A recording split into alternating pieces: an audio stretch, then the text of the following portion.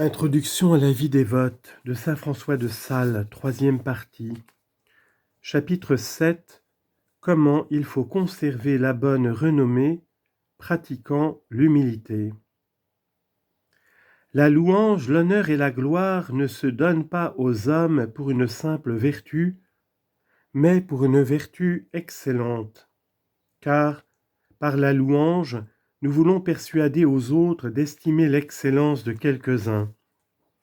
Par l'honneur, nous protestons que nous l'estimons nous-mêmes, et la gloire n'est autre chose à mon avis qu'un certain éclat de réputation qui rejaillit de l'assemblage de plusieurs louanges et honneurs. Si que les honneurs et louanges sont comme des pierres précieuses, de l'amas desquelles réussit la gloire comme un émail. Or l'humilité ne pouvant souffrir que nous ayons aucune opinion d'exceller ou devoir être préféré aux autres, ne peut aussi permettre que nous recherchions la louange, l'honneur ni la gloire qui sont dus à la seule excellence. Elle consent bien néanmoins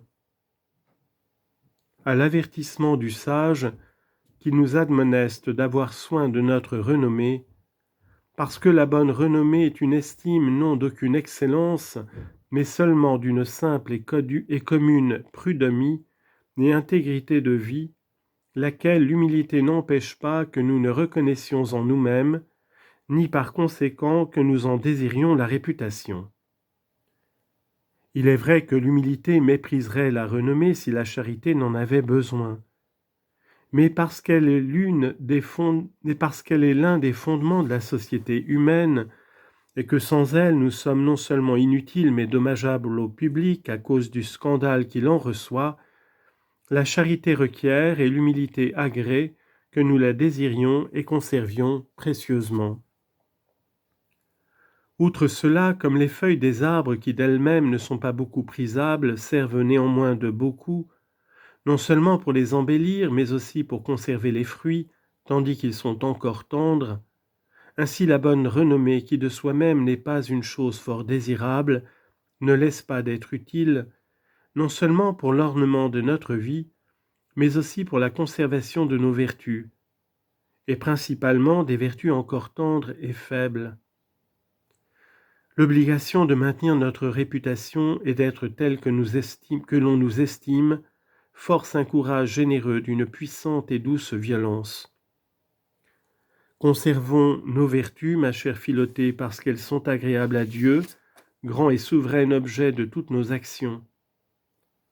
Mais comme ceux qui veulent garder les fruits ne se contentent pas de les confire, mais les mettent dedans des vases propres à la conservation de ceux-ci, de même, bien que l'amour divin soit le principal conservateur de nos vertus, si est-ce que nous pouvons encore employer la bonne renommée comme fort propre et utile à cela. Il ne faut pas pourtant que nous soyons trop ardents, exacts et pointilleux à cette conservation, car ceux qui sont si douillets et sensibles pour leur réputation ressemblent à ceux qui, pour toutes sortes de petites incommodités, prennent des médecines, car ceux-ci pensant conserver leur santé la gâtent tout à fait, et ceux-là voulant maintenir si délicatement leur réputation, la perdent entièrement. Car, par cette tendreté, ils se rendent bizarres, mutins, insupportables, et provoquent la malice des médisants. La dissimulation et mépris de l'injure et calomnie est pour l'ordinaire un remède beaucoup plus salutaire que le ressentiment, la conteste et la vengeance. Le mépris les fait évanouir. Si l'on s'en courrouce, il semble qu'on les avoue. Les crocodiles n'endommagent que ceux qui les craignent, ni certes la médisance, sinon ceux qui s'en mettent en peine. La crainte excessive de perdre la renommée témoigne une grande défiance du fondement de celle-ci qui est la vérité d'une bonne vie. Les villes qui ont des ponts de bois sur de grands fleuves craignent qu'ils ne soient emportés à toutes sortes de débordements. Mais celles qui les ont de pierre n'en sont en peine que pour des inondations extraordinaires. Ainsi ceux qui ont une âme solidement chrétienne méprisent ordinairement les débordements des langues injurieuses, mais ceux qui se sentent faibles s'inquiètent à tout propos. Certes, Philothée, qui veut avoir réputation envers tous, la perd envers tous, et celui mérite de perdre l'honneur qui le veut prendre de ceux que les vices rendent vraiment infâmes et déshonorés. La réputation n'est que comme une enseigne qui fait connaître où loge la vertu. La vertu doit donc être en tout et partout préférée. C'est pourquoi si l'on dit « vous êtes un hypocrite parce que vous vous rangez à la dévotion », si l'on vous tient pour homme de bas courage parce que vous avez pardonné l'injure, moquez-vous de tout cela. Car outre que tels jugements se font par des niais et sottes gens, quand on devrait perdre la renommée, si ne faudrait-il pas quitter la vertu ni se détourner du chemin d'Icelle, d'autant qu'il faut préférer le fruit aux feuilles, c'est-à-dire le bien intérieur et spirituel, à tous les biens extérieurs. Il faut être jaloux, mais non pas idolâtre de notre renommée. Et comme il ne faut offenser l'œil des bons, aussi ne faut-il pas vouloir contenter celui des malins. La barbe est un ornement au visage de l'homme et les cheveux à celui de la femme. Si on arrache du tout le poil du menton et les cheveux de la tête, malaisément pourra-t-il jamais revenir. Mais si on le coupe seulement, voire qu'on le rase, il recroîtra bientôt après et reviendra plus fort et touffu. Aussi bien que la renommée soit coupée ou même tout à fait rasée comme par la langue des médisants, qui est, dit David, comme un rasoir affilé, il ne se faut point inquiéter, car bientôt elle renaîtra non seulement aussi belle qu'elle était, mais encore plus solide.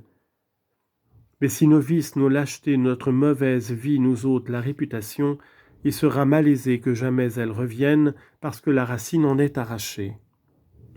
Or la racine de la renommée, c'est la bonté et la probité, laquelle, tandis qu'elle est en nous, peut toujours reproduire l'honneur qui lui est dû. Il faut quitter cette vaine conversation, cette inutile pratique, cette amitié frivole, cette hantise folâtre, si cela nuit à la renommée, car la renommée vaut mieux que toutes sortes de vains contentements, mais si pour l'exercice de piété, pour l'avancement en la dévotion et acheminement au bien éternel, on murmure, on gronde, on calomnie, laissons aboyer les matins contre la lune. Car s'ils peuvent exilter quelques mauvaises opinions contre notre réputation et par ainsi couper et raser les cheveux et la barbe de notre renommée, bientôt elle renaîtra et le rasoir de la médisance servira à notre honneur comme la serpe à la vigne qu'elle fait abonder et multiplier en fruits. Ayons toujours les yeux sur Jésus-Christ crucifié, marchons en son service avec confiance et simplicité, mais sagement et discrètement. Il sera le protecteur de notre renommée, et s'il permet qu'elle nous soit ôtée, ce sera pour nous en rendre une meilleure, ou pour nous faire profiter en la sainte humilité, de laquelle une seule once vaut mieux que 1000 livres d'honneur. Si on nous blâme injustement, opposons paisiblement la vérité à la calomnie. Si elle persévère, persévérons à nous humilier, remettons ainsi notre réputation avec notre âme dans les mains de Dieu. Nous ne saurions la mieux assurer. Servons Dieu par la bonne et mauvaise renommée, à l'exemple de saint Paul, afin que nous puissions dire avec David « Ô mon Dieu, c'est pour vous que j'ai supporté l'opprobre et que la confusion a couvert mon visage. »